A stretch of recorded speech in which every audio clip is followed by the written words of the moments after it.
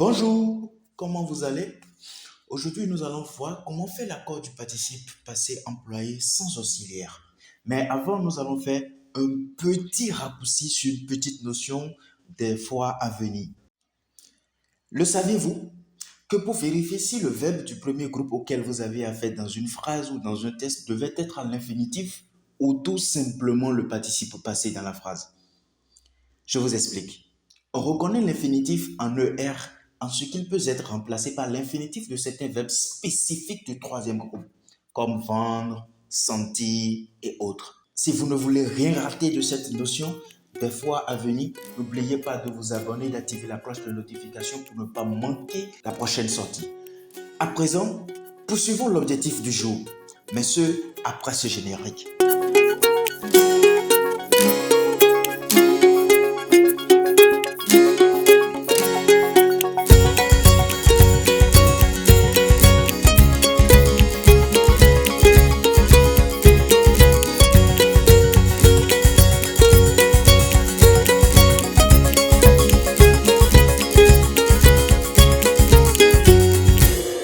Comme à nos habitudes, servons-nous d'un test de base. L'argent gaspillé follement, les santé délabrées, les réputations perdues, les familles désunies et les enfants abandonnés. Voilà l'œuvre du cabaret.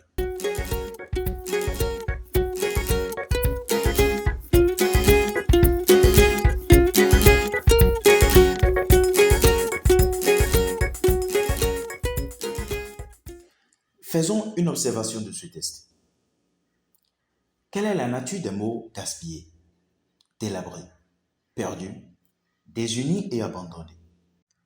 Prenons ces groupes de mots.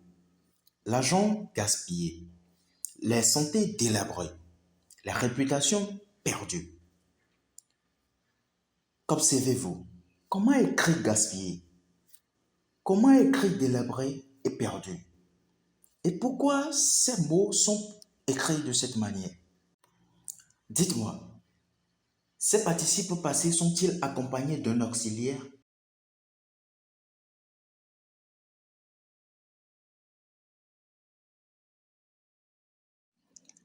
Avez-vous constaté que tous les participes passés du test sont employés sans auxiliaire?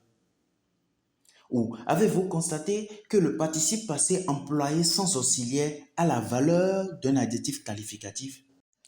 Pour cette notion, cette fois-ci, il n'y a qu'une seule règle.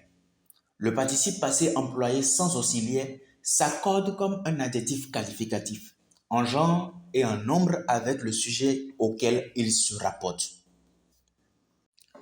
Je vous explique.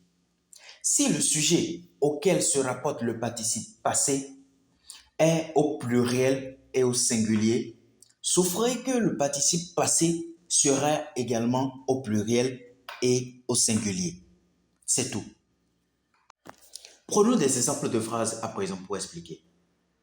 Les dictées lues et relues contiennent moins de fautes. En même temps, c'est juste, vous me direz. Mais dites-moi, avez-vous déjà remarqué les participes passés de la phrase? Si oui, ils se rapportent à quel sujet? En effet, les participes passés de cette phrase sont lus et relus. Non seulement lus et relus sont des participes passés de la phrase, mais ils sont également là comme des adjectifs qualificatifs de la phrase qualifiant les dictées. Remarquez la structure de leur composition. Ils prennent à la fin ES parce que les dictées qu'ils sont en train de qualifier est non seulement au féminin, mais est au pluriel. La seconde phrase. Les aliments mâchés lentement seront bien digérés. Dans cette seconde phrase, nous avons également deux participes passés. Il y a le participe passé mâché et il y a le participe passé digéré. Et comme pour la première phrase, ces deux participes passés se comportent exactement comme des adjectifs qualificatifs.